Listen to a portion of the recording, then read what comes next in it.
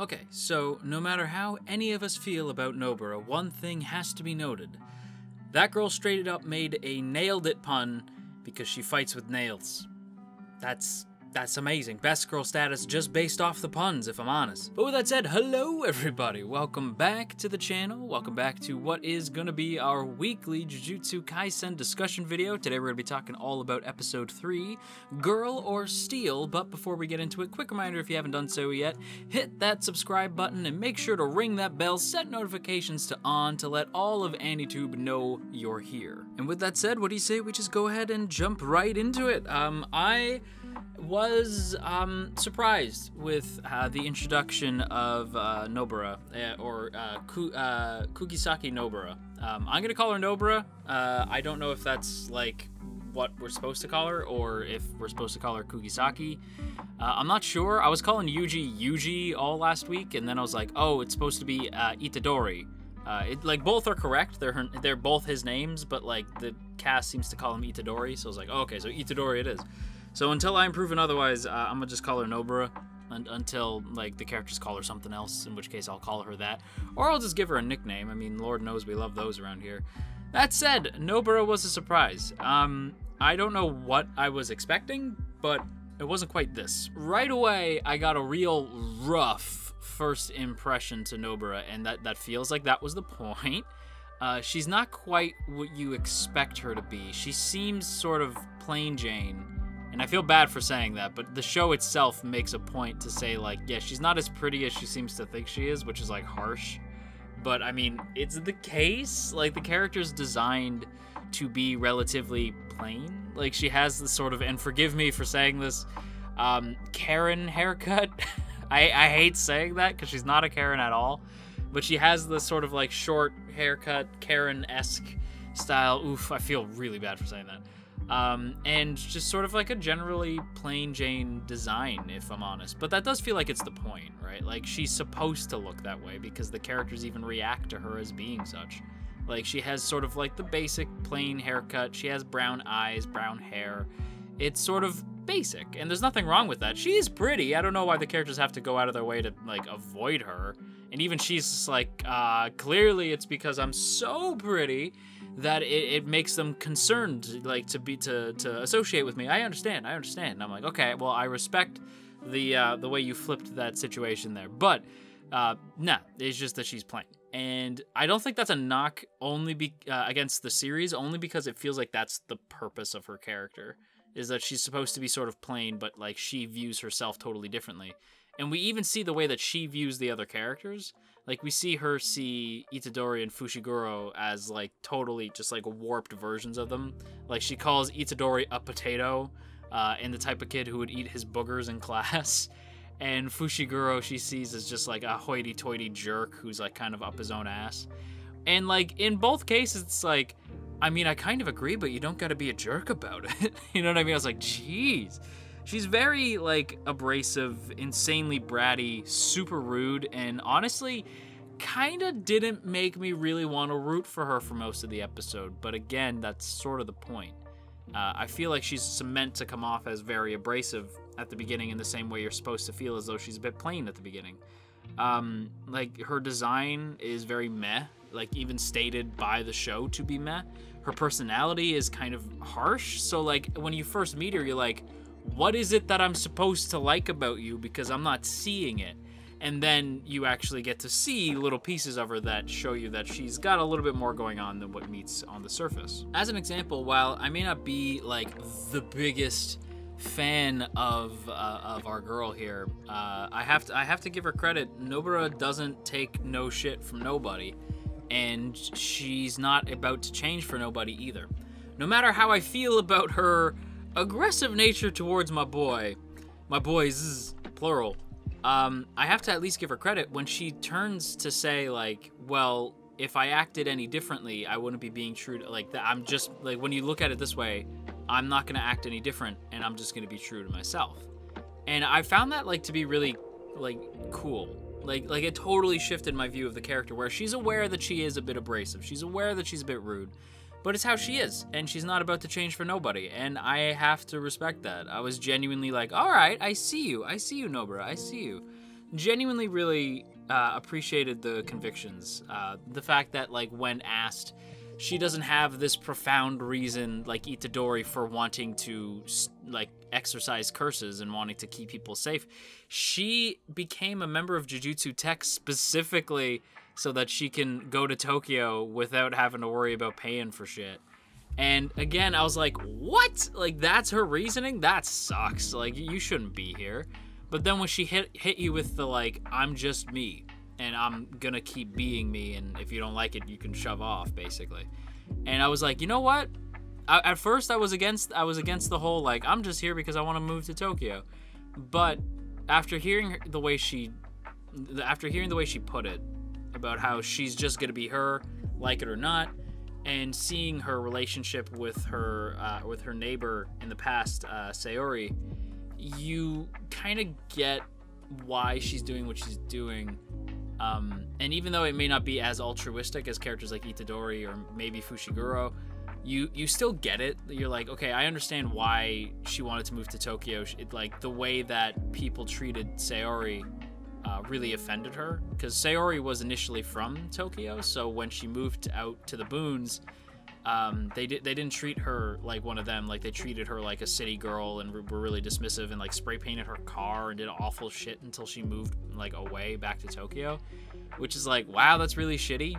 I can't believe that people would behave that way, but at the same time, like, I kind of can, which really bums me out. But it does, you do get the sense of, like, why Nobara wanted to move to Tokyo, not just for herself, but also to find her old friend, and she wants to sort of reconnect with that friendship. And she just knew that if she stayed in that small town, she would die there, and that thought scared her.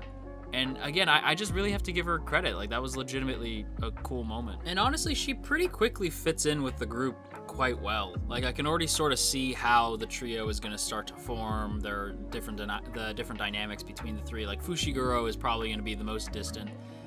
As I said, the way that Nobara sort of sees him as, like, up his own ass is probably kind of true. Like, he seems like he's going to be, like, the one who knows the most, but is the most, like, reluctant to share information, the most reluctant to join in, like, goofy behaviors and stuff like that.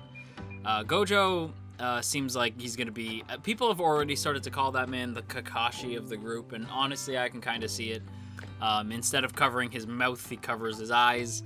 He kind of has the Kakashi hair, has a bit of the personality. I see it. Now, here's the thing. Kakashi is one of my favorite anime characters of all time. So if he even touches that level of character, I'll be super happy. And honestly, I already really like Gojo, and I can kind of see that happening, so I'm not going to be surprised if it does. That said, we do see, like, the trio starting, or not the trio, the quartet, I suppose, starting to form. Like, I like the dynamic with Itadori and Nobara the most, I think, of the four, like, just because, like, they already seem to butt heads. Their personality feels like more bro TP than OTP, which I kind of approve of. If they do end up together, then, like, whatever, typical shonen stuff. But I kind of like the idea of just having, like, a girl member of the team who is not a romantic interest, just, like, part of the team, and kind of butts heads with the main character, and is a bit abrasive, a bit aggressive, but sort of fits in and serves as, like, the mouthpiece of the team. You know, like, she mouths off, like, she's the first to be a badass. She's the first to jump in. I kind of like that idea. Although Itadori is also the first to jump in, like, she could be the tsundere of the team. She's the tsundere of the team. She's the Sasuke of the team. Actually, no, Fushiguro is the Sasuke of the team. She's like Sakura, but she doesn't suck. Yeah, actually, yeah, wow. There's a lot of Naruto parallels. Wow. Yeah, I guess she's Sakura, but not awful and lame. Which is I guess decent praise enough. I should really compare her to somebody better. She's like Maka from Soul Eater. There we go. Comparisons, I love them. Sorry. Should also say that there's some pretty badass action in this week's episode as well. We get to see the gang fighting some curses in Tokyo.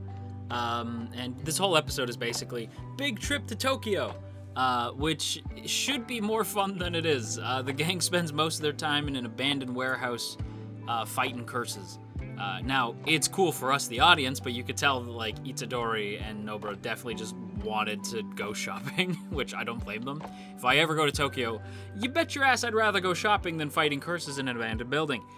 So I kind of felt them on that one, but I do like that you get to see the different characters and how they interact with curses, right? Itadori, he got them moves, right? He got them moves. He gets given this dagger by Gojo, and a creature sort of like puts out these pincers that try to surround him, and right away our boy's like, no, like just nopes, and like cuts one of the pincers off and leaps back, and it's like, oh yeah, like he's really got moves. He's always had moves. Like he's always, like, we've established that even before Sukuna, Itadori's been really, really strong, like abnormally, freakishly tough, right? Even his grandfather's like, use that for something. And so, to me, it's a mix of both. Like, now that he's already badass, so now that he has Sukuna, like, dwelling within him, he's probably going to be really incredibly badass. So, like, the amount that the swiftness that he's able to move with is impeccable. And I gotta say, the design, too, of the curses this week, it's like, oof, nasty. Like, especially the as I'll call him, the receipt guy. Just creepy looking. Just a big no from me. That's a yikes from me, Chief. He's hella creepy looking. And I gotta say, like, Itadori got them moves, and I hope he keeps the dagger. That shit's cool. He's a lot more erratic, like, you know what I mean? Like, his movements are a lot more, like, all over the place. He fights really, like, insane because he's not properly trained yet. He's a bit more of a wild animal by comparison to somebody like Nobara, who seems really confident with herself. But again, as Gojo points out, she's only known small town, like, out in the boonies type of curses. They're in Tokyo, and curses are multiplied and amplified by the amount of people surrounding it. So with Tokyo being as highly populated as it is, she's probably not prepared for the level of curses she's about to face with. And she's really not. Like, it takes both characters to rescue the kid, but what I appreciate is that they don't make Nobara look weak by comparison. Yes, Itadori's the one who punches through the wall and sort of gives her the second to save the kid, right? He cuts off the thing's arm, saves the hostage kid. But it's because Nobara was quick thinking and grabs the severed arm and then uses like a voodoo doll and uses that cool ass shot of her like winding up. There's two great moments of Sakuga in this episode, and I checked Sakugaboru, and unfortunately they don't have the artist, the animator listed. It's unfortunately just animator unknown. I'm like, damn it, I wish I could have given them praise, because there's two shots in this episode where Itadori faces off with Receipt Guy, and Nobara tries to use the voodoo doll on the hostage-taking curse, and they both looked so dope. And I have to assume that Gojo gave her the okay after seeing her like use a voodoo doll on the friggin' curse. I thought it was dope. However, there is something else that happens. Gojo kind of takes everybody out, you know, to eat, and there's like a fun little like after credits segment. God, that ED slays it so good. We'll talk about the ED in a sec, because it actually factors into what happens at the end of the episode. But yeah, there's like this scene after the ED. Gojo takes everybody out for sushi. God, now I'm hungry for sushi. I haven't had sushi in like a long time. I think it's been years. God damn, I gotta get out the house more. But yeah, Gojo takes everybody out for the sushi, like the one where it's like on a track, and you like, I don't remember what they call it. I feel bad, I'm stupid, I'm sorry. But yeah, Gojo says he's gonna take everybody out to eat. They all debate what they want. They end up deciding on sushi. Itadori compares it to a bullet train. It's fun, right? It's a fun scene, but I assume that's probably not what everybody wants me to talk about. I mentioned at the beginning of the episode that I can already kind of see how the trio is going to work together. And as I'm having that thought, all of a sudden, there's a black screen and the sounds of a typewriter, like little keys on a typewriter being clicked, as a mature voice speaks in a professional tone about a gigantic, weird-ass looking fetus curse above Aishu Juvenile Detention Center. And I feel like this is what everybody's probably gonna want to talk about, because that's first of all, that creature design is like insane. Like, the designs in the show are insane, and that is one of them. I'm like, ew. Like, when I saw it, I was like, ah, gross. I hate it. I mean, I love it, but I hate it. You know what I mean? Like, It's designed to make you go, ew. That's the reaction it got out of me. I was just, ew. You guys have to fight that thing? God, I feel bad for you. And out of goddamn nowhere, there's a line that says, due to the emergency nature, 3 Jujutsu Tech first years were dispatched to the scene, and 1 died. And then the friggin' ED kicks in, and I'm just like, because at first I'm like, oh, and now I vibe. And it's like, damn it. Like the ED, because I wanted to be like, oh my God, I'm shocked. Shocked, I say. Well, not that shocked, but shocked. And then the ED just, and all of a sudden I'm just vibing, and I'm like, okay, I guess we're here. Like, all right. Now listen, it's a vibe. I'm not denying that the ED's a vibe. But I'm just saying, I was like, insane whiplash, because I'm like, wait, died? And then the ED hits, and I'm like, okay, well, I'm gonna dance. But I'm not happy about this right now. Now I'm concerned. You're doing me a concern. To quote, like, I think to take probably what is becoming my most famous quote. But yeah, doing me a concern, with that ending scene, typewriter thing. Do I actually think somebody, do I actually think one of the trio is about to die? No, not at all. But, like, I was a little bit concerned. I really, really, really doubt that they would have the balls to kill one of the main trio this quickly. In fact, I feel like I'm goading the show on, like, go ahead, do it, try it. Now, obviously, I don't read the manga. I don't read the mango. And this is very much a no manga spoilers area. I read the comments for the first hour, so don't be spoiling shit, okay? If you want to talk about manga stuff, just put... again, just put laughs in manga. Just asterisks, laughs in manga, asterisks. That's all you do. Like I don't even want the like, here's like a read more. None of that shit. Because sometimes I still see it because I check like the comments tab on YouTube. So sometimes I actually still see that shit. So yeah, just do laughs in manga. It's a little bit easier. So yeah, I kind of doubt that that anybody's actually gonna die. If somebody had to, I think it'd be Fushiguro. I doubt that they would introduce a character like Nobara and then just kill her off the next episode. So if it's gotta be somebody, I feel like it'd be Fushiguro. I really, really doubt, like highly, highly doubt anybody's actually going to die and then be taken out of the show. My best guess, if I had to like really ballpark it, I'd say like maybe somebody like you know those situations where like you're being operated on, you die on the table for a few seconds? Like, I feel like that's maybe, like, what they mean. Like, and 1 died. They're fine, but they did die for, like, a few seconds. Like, I could see that happening. I really can't see them permanently taking a character out of the show.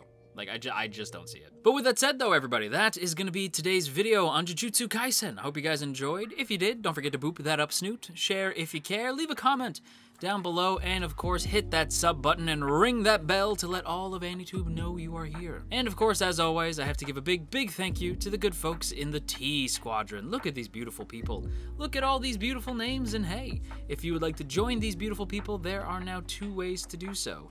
The first is by hitting that Patreon link in the description, and the second is by hitting that join button right beside the sub button to get a badge next to your name, some emotes to spam in the comments, as well as your name scrolling by at the end of these videos. So if that sounds cool to you, go ahead and hit that join button or check out that Patreon link. Either way, it is super appreciated. So on that note, everybody, I am going to continue to practice my jujutsu abilities. I feel like I could exercise some spirits. I'm working on it, though. I'm working on it. And until next time, you stay classy, AniTube, and wash your dang hands.